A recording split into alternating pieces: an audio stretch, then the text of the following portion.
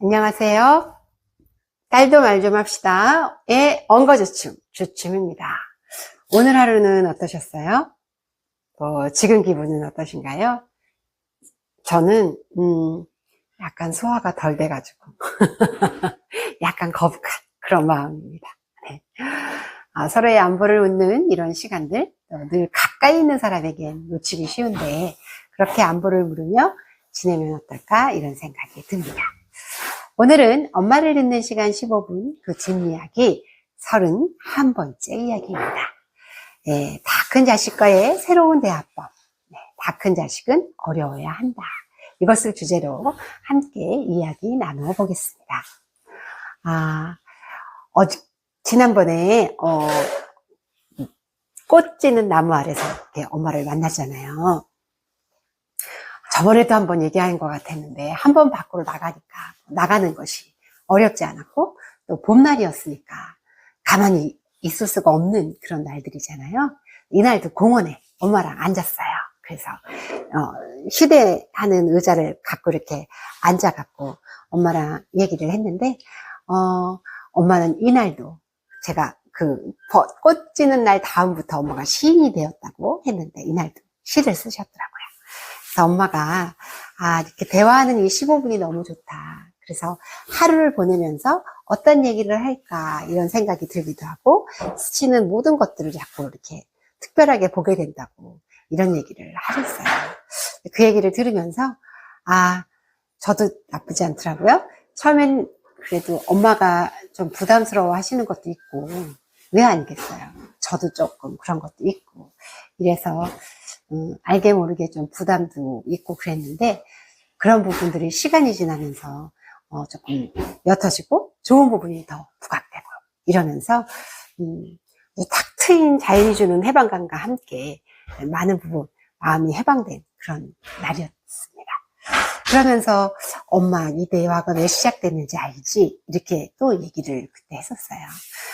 그때 우리 작은 딸이 엄마가 할머니 얘기 잘 안 듣고 할머니 얘기 무시하고 막 이럴 때 자기가 너무 마음이 아프다고 울고 막 이래서 했다 그랬잖아요.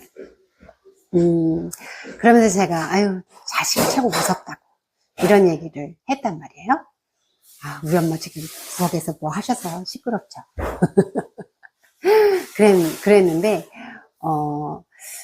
그래, 자식이 최고 무섭다. 다 큰 자식 참 어렵다. 이런 얘기를 제가 했었어요.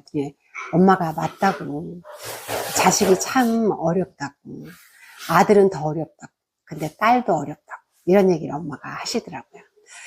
평상시에는 아주 기세 좋게 엄마가 그래도 내까지고 내 새끼인데 그래도 지 엄마인데 어떡할 거냐고 막 이러셨는데 이날은 조금 더 솔직해지셨던 것 같아요. 그래서 어렵다고 이런 얘기를 하시더라고요. 세상에서 가장 서러운 약자가 노인이라는 그런 말이 있잖아요.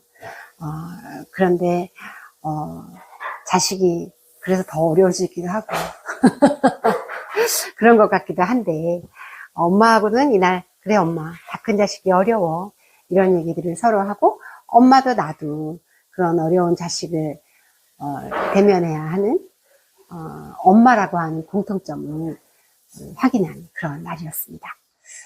근데 이제 이야기를 끝나고 이렇게 제 마음을 정리하는 시간이 늘 가졌었는데요.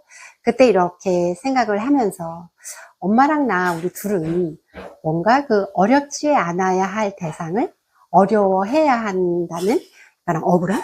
이런 것이 있다는 것을 발견하게 되었어요. 그러면서 생각을 가만히 해보니까 다 큰 자식은 어려운 것이 맞다.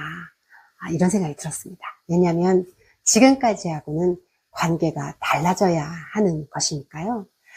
어린아이가 아닌 이제는 어른으로 되어야 하는데 엄마로서 해야 되는 기간이 너무 길어서 그것이 습관이 되고 아이로 보던 것들이 습관이 되다 보니까 이게 조금 서툴고 어려웠다라는 생각이 들더라고요.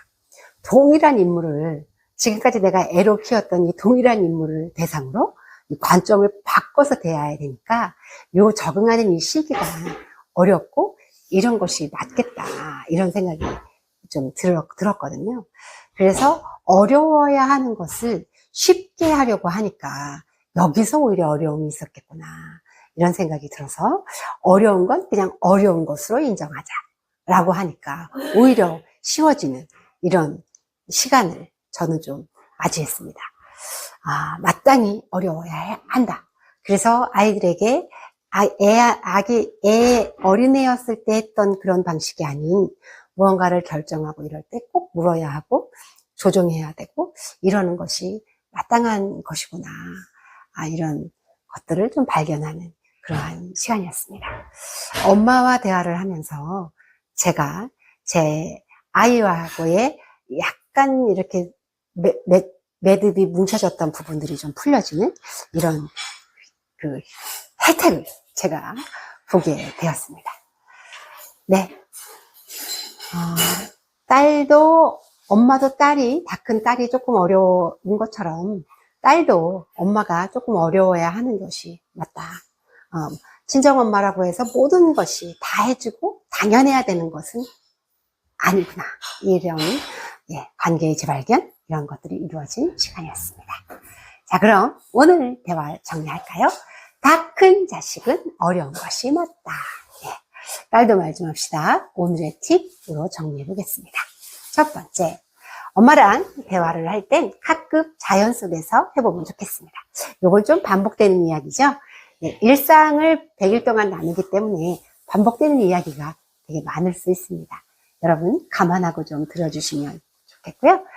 자연은 역시 열린 마음을 제공하고 술술술 이야기가 흐르는 그런 혜택을 볼 수 있습니다.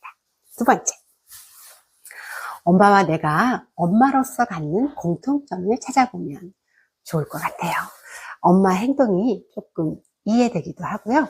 엄마하고 나하고 엄마라고 하는 동질감이 있다는 것을 발견하고 느낄 수 있는 그런 시간이 될 수 있겠습니다.